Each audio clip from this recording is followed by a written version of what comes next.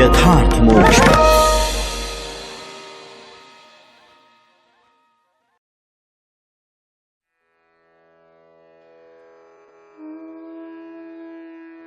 प्रक्षिप्तः सर्गः 1।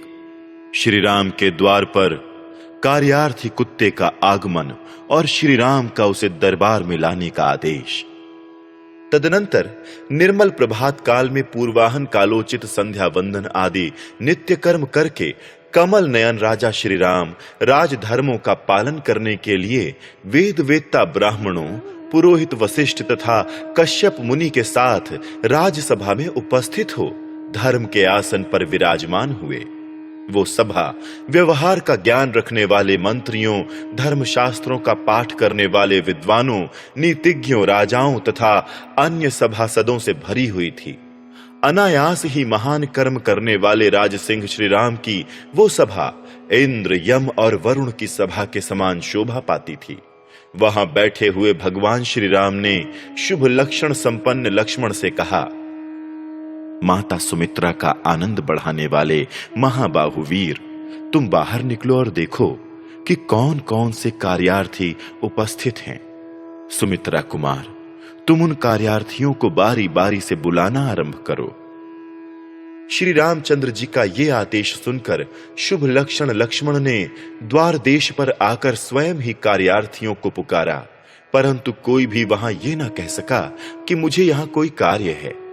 श्री राम के राज्य शासन करते समय ना तो कहीं किसी को शारीरिक रोग होते थे और न मानसिक चिंताएं ही सताती थीं।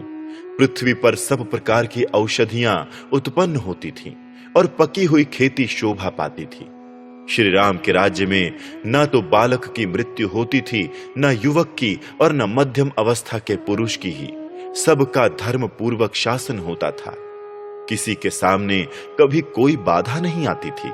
श्री राम के राज्य शासन काल में कभी कोई कार्यार्थ दिखाई नहीं देता था। लक्ष्मण ने हाथ जोड़कर श्री रामचंद्र जी को राज्य की ऐसी स्थिति बताई। तदनंतर प्रसन्न चित्त हुए श्री राम ने सुमित्रा कुमार से पुनः इस प्रकार कहा, लक्ष्मण, तुम फिर जाओ और कार्यार्थी पुरुषों का पता लगाओ। भली भांति उत्तम नीति का प्रयोग करने से राज्य में कहीं अधर्म नहीं रह जाता है।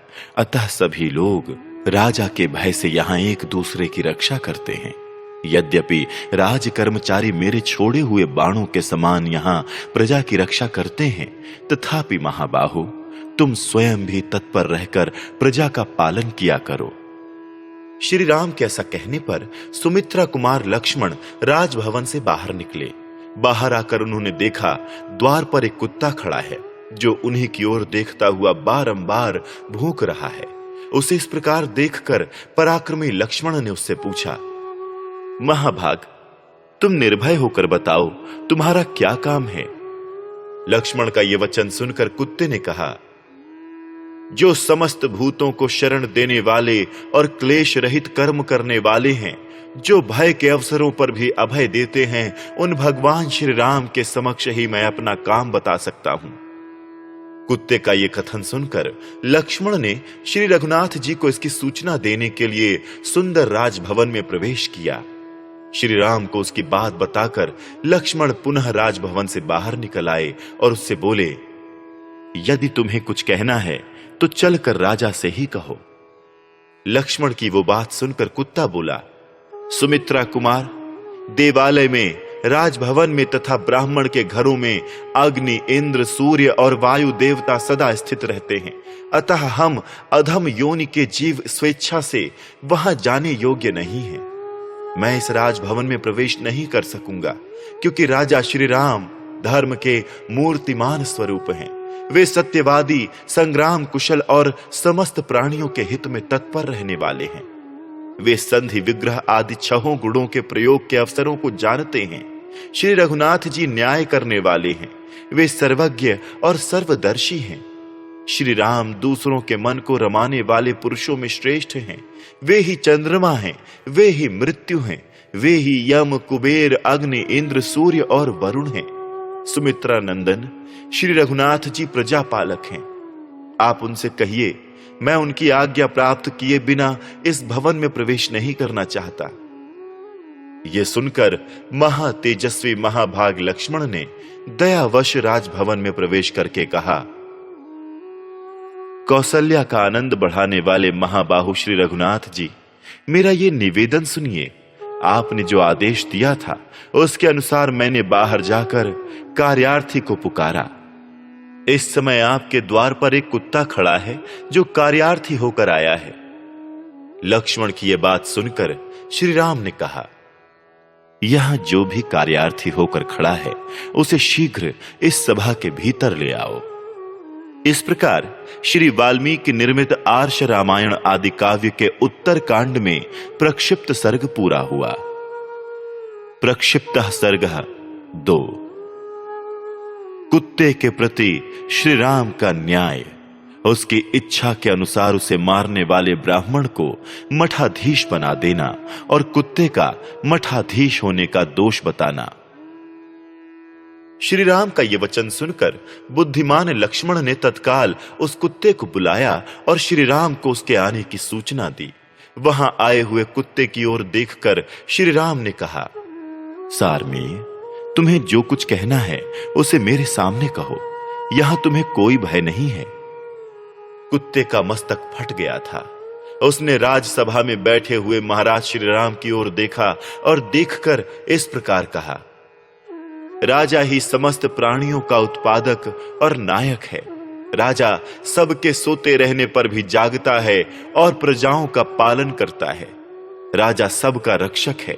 वो उत्तम नीति का प्रयोग करके सबकी रक्षा करता है।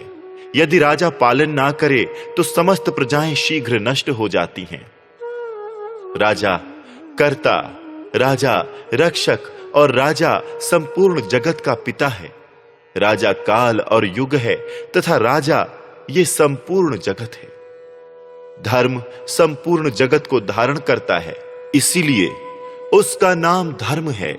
धर्म ने ही समस्त प्रजा को धारण कर रखा है, क्योंकि वही चराचर प्राणियों सहित सारी त्रिलोकी का आधार है। राजा अपने द्रोहियों को भी धारण करता है तथा वो धर्म के द्वारा प्रजा को प्रसन्न रखता है, इसलिए उसके शासन रूप कर्म को धारण कहा गया है। और धारण ही धर्म है, ये शास्त्र का सिद्धांत है। रघुनंदन, ये प्रजा पालन रूप परम धर्म राजा को परलोक में उत्तम फल देने वाला होता है।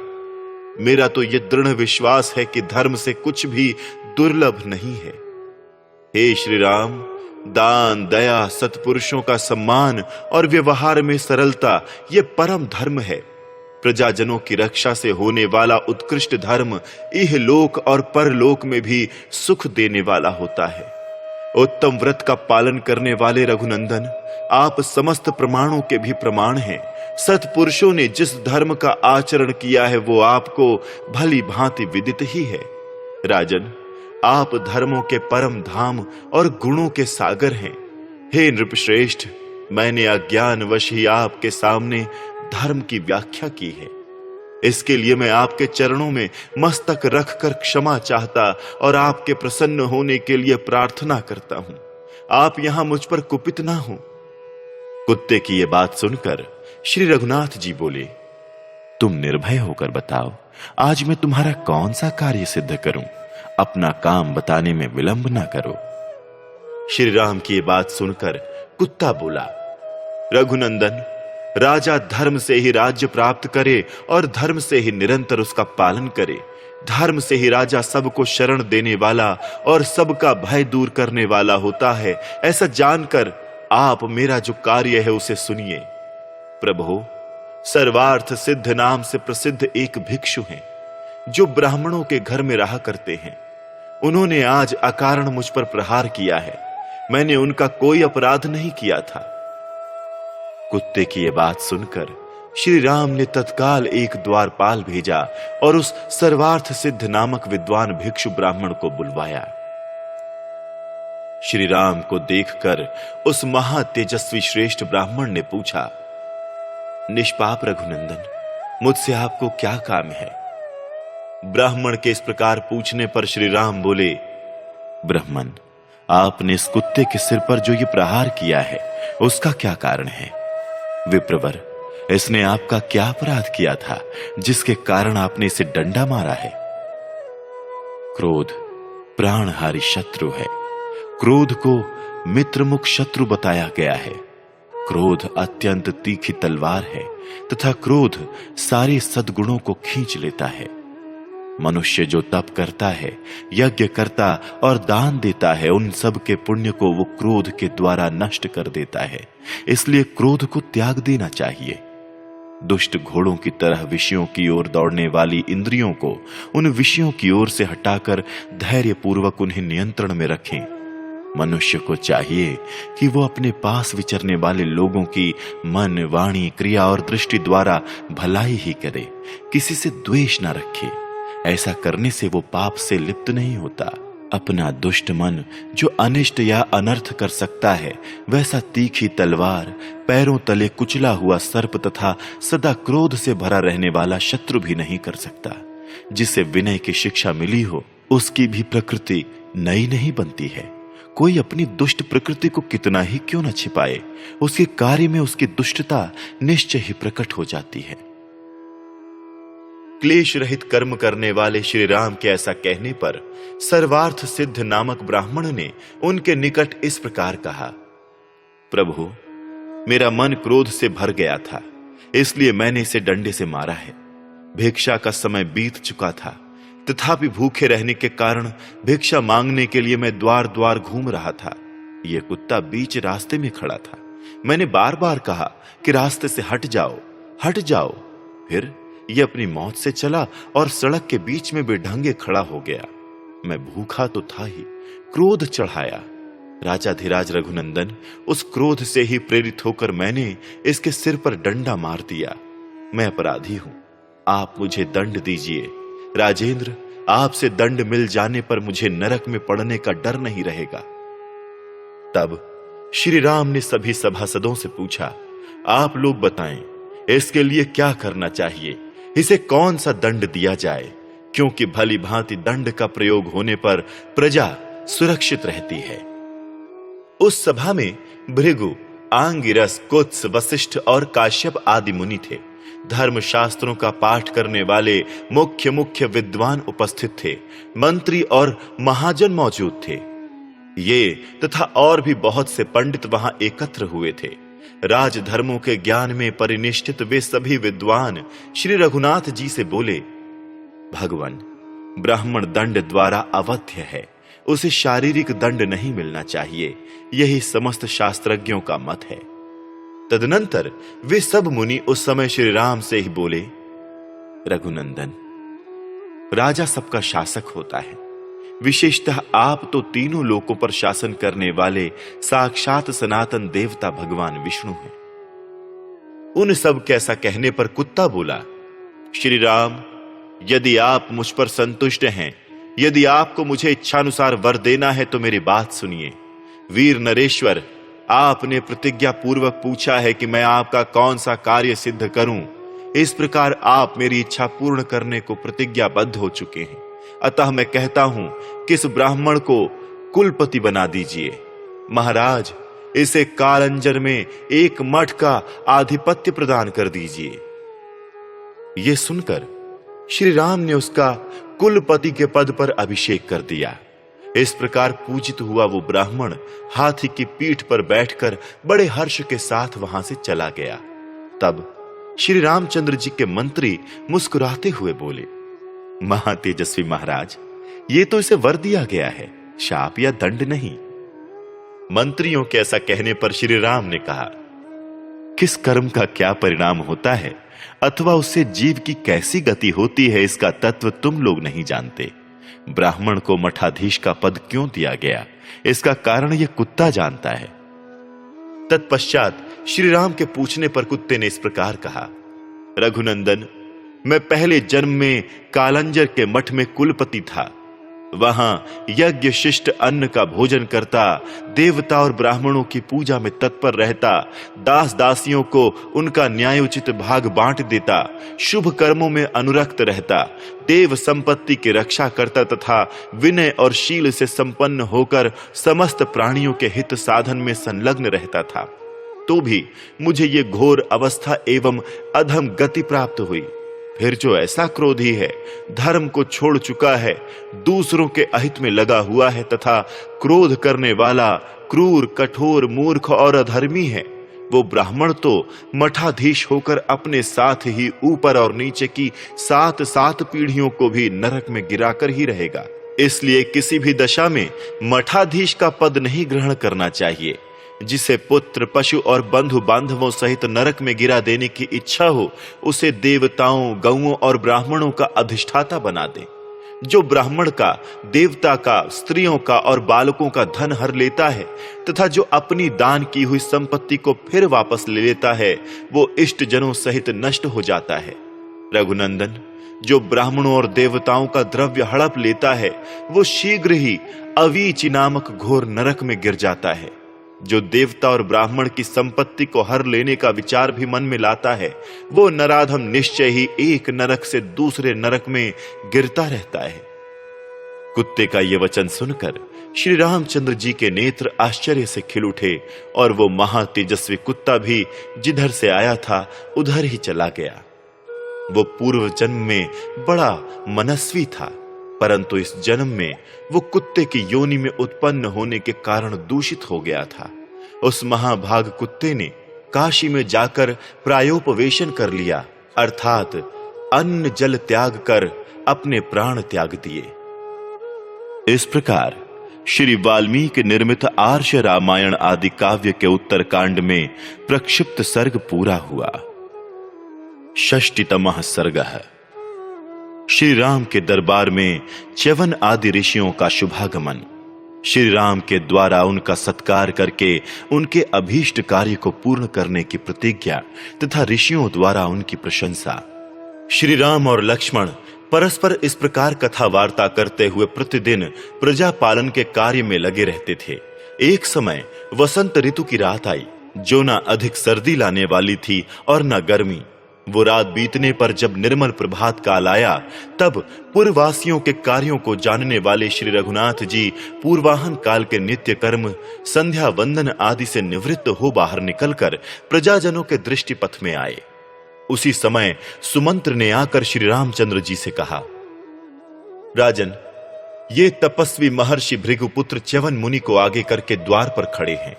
द्वारपालों ने इनका भीतर आना रोक दिया है। महाराज, इन्हें आपके दर्शन की जल्दी लगी हुई है और वे अपने आगमन की सूचना देने के लिए हमें बारंबार प्रेरित करते हैं। पुरुष सिंह, ये सब महर्षि यमुना तट पर निवास करते हैं और आपसे विशेष प्रेम रखते हैं। सुमंत्र की यह बात सुनकर धर्मज्ञ श्री राम ने कहा, सूत, भार्गव, च्यवन आदि सभी महाभाग ब्रह्मर्षियों को भीतर बुलाया जाए। राजा की आज्ञा शिरोधार्य करके द्वारपाल ने मस्तक पर दोनों हाथ जोड़ लिए और उन अत्यंत दुर्जय तेजस्वी तापसों को वो राजभवन के भीतर ले आया। उन तपस्वी महात्माओं की संख्या 100 से अधिक थी।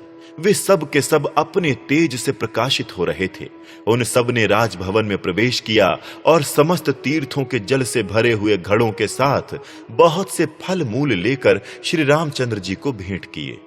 महाबाहु श्री रामचंद्र जी ने बड़ी प्रसन्नता के साथ वो सारा उपहार, वे सारे तीर्थ जल और नाना प्रकार के फल उनसे ले लिए और सभी महामुनियों से कहा, महात्माओं, ये उत्तमोत्तम आसन प्रस्तुत है।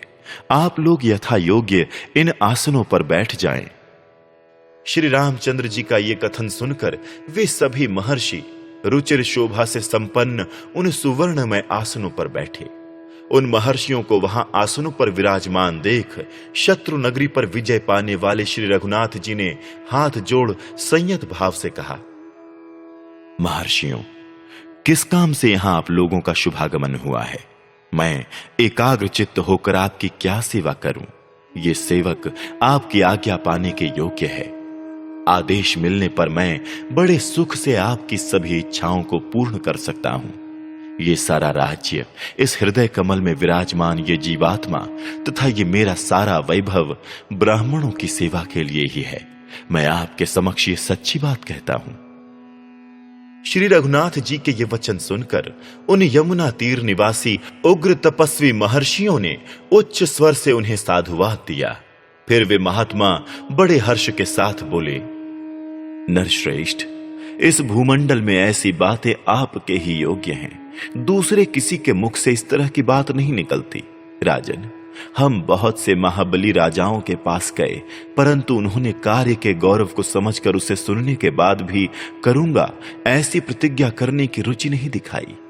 परंतु आपने हमारे आने का कारण जाने बिना ही केवल ब्राह्मणों के प्रति आदर का भाव होने से हमारा काम करने की प्रतिज्ञा कर डाली है। इसलिए आप अवश्य यह काम कर सकेंगे, इसमें संशय नहीं है। आप ही महान भय से ऋषियों को बचा सकेंगे। इस प्रकार श्री वाल्मीकि निर्मित आर्ष रामायण आदि काव्य के उत्तरकांड में 60वां सर्ग पूरा हुआ। 61तमः सर्गः ऋषियों का मधु को प्राप्त हुए वर तथा लवणासुर के बल और अत्याचार का वर्णन करके उससे प्राप्त होने वाले भय को दूर करने के लिए श्री रघुनाथ जी से प्रार्थना करना। इस प्रकार कहते हुए ऋषियों से प्रेरित हो श्री रामचंद्र जी ने कहा, महर्षियों, बताइए आपका कौन सा कार्य मुझे सिद्ध करना है। आप लोगों का भय तो अभी दूर हो जाना चाहिए। श्री रघुनाथ जी के ऐसा कहने पर भृगुपुत्र च्यवन बोले, नरेश्वर, समूचे देश पर और हम लोगों पर जो भय प्राप्त हुआ है उसका मूल कारण क्या है, सुनिए। राजन, पहले सत्य युग में एक बड़ा बुद्धिमान दैत्य था। वो लोला का ज्येष्ठ पुत्र था। उस महान असुर का नाम था मधु। वो बड़ा ही ब्राह्मण भक्त और शरणागत वत्सल था। उसकी बुद्धि सुस्थिर थी। अत्यंत उदार स्वभाव वाले देवताओं के साथ भी उसकी ऐसी गहरी मित्रता थी जिसकी कहीं तुलना नहीं थी। मधु बल विक्रम से संपन्न था और एकाग्रचित्त होकर धर्म के अनुष्ठान में लगा रहता था। उसने भगवान शिव की बड़ी आराधना की थी, जिससे उन्होंने उसे अद्भुत वर प्रदान किया था। महामना भगवान शिव ने अत्यंत प्रसन्न हो अपने शूल से एक चमचमाता हुआ परम शक्तिशाली शूल प्रकट करके उसे मधु को दिया और ये बात कही, तुमने मुझे प्रसन्न करने वाला ये बड़ा अनुपम धर्म किया है, अतः मैं अत्यंत प्रसन्न होकर तुम्हें ये उत्तम आयुध प्रदान करता हूं। महान असुर, जब तक तुम ब्राह्मणों और देवताओं से विरोध नहीं करोगे तभी तक ये शूल तुम्हारे पास रहेगा, अन्यथा अदृश्य हो जाएगा। जो पुरुष निःशंक होकर तुम्हारे सामने युद्ध के लिए आएगा उसे भस्म करके ये शूल पुनः तुम्हारे हाथ में लौट आएगा। भगवान रुद्र से ऐसा वर पाकर वो महान असुर महादेव जी को प्रणाम करके फिर इस प्रकार बोला, भगवान देवाधिदेव, आप समस्त देवताओं के स्वामी हैं, अतः आपसे प्रार्थना है कि परम उत्तम शूल मेरे वंशजों के पास भी सदा रहे। ऐसी बात कहने वाले उस मधु से समस्त प्राणियों के अधिपति महान देवता भगवान शिव ने इस प्रकार कहा, ऐसा तो नहीं हो सकता, परंतु मुझे प्रसन्न जानकर तुम्हारे मुख से जो शुभ वाणी निकली है वो भी निष्फल ना हो, इसलिए मैं वर देता हूं कि तुम्हारे एक पुत्र के पास ये शूल रहेगा। ये शूल जब तक तुम्हारे पुत्र के हाथ में मौजूद रहेगा तब तक वो समस्त प्राणियों के लिए अवध्य बना रहेगा। महादेव जी से इस प्रकार अत्यंत अद्भुत वर पाकर असुर श्रेष्ठ मधु ने एक सुंदर भवन तैयार कराया जो अत्यंत दीप्तिमान था। उसकी प्रिय पत्नी महाभागा कुंभीनसी थी जो विश्वावसु की संतान थी। उसका जन्म अनला के गर्भ से हुआ था। कुंभीनसी बड़ी कांतिमती थी। उसका पुत्र महापराक्रमी लवण है जिसका स्वभाव बड़ा भयंकर है। वो दुष्टात्मा बचपन से ही केवल पापाचार में प्रवृत्त रहा है। अपने पुत्र को उद्दंड हुआ देख मधु क्रोध से जलता रहता है। उसे बेटे की दुष्टता देखकर बड़ा शोक हुआ, तथापि वो इससे कुछ नहीं बोला। अंत में वो इस देश को छोड़कर समुद्र में रहने के लिए चला गया। चलते समय उसने वो शूल लवण को दे दिया और उसे वरदान की भी बात बता दी। अब वो दुष्ट उस शूल के प्रभाव से तथा अपनी दुष्टता के कारण तीनों लोकों को, विशेषतः तपस्वी मुनियों को बड़ा संताप दे रहा है। उस लवणासुर का ऐसा प्रभाव है और उसके पास वैसा शक्तिशाली शूल भी है। रघुनंदन, ये सब सुनकर यथोचित कार्य करने में आप ही प्रमाण हैं और आप ही हमारी परम गति हैं। श्री राम, आज से पहले भय से पीड़ित हुए ऋषि अनेक राजाओं के पास जा जाकर अभय की भिक्षा मांग चुके हैं, परंतु वीर रघुवीर, अब तक हमें कोई रक्षक नहीं मिला। तात, हमने सुना है कि आपने सेना और सवारियों सहित रावण का संहार कर डाला है, इसलिए हम आप ही को अपनी रक्षा करने में समर्थ समझते हैं, भूतल पर दूसरे किसी राजा को नहीं। अतः हमारी इच्छा है कि आप भय से पीड़ित हुए महर्षियों की लवणासुर से रक्षा करें। बल विक्रम से संपन्न श्री राम, इस प्रकार हमारे सामने जो भय का कारण उपस्थित हो गया है वो हमने आपके आगे निवेदन कर दिया। आप इसे दूर करने में समर्थ हैं, अतः हमारी यह अभिलाषा पूर्ण करें। इस प्रकार श्री वाल्मीकि निर्मित आर्ष रामायण आदि काव्य के उत्तरकांड में 61वां सर्ग पूरा हुआ।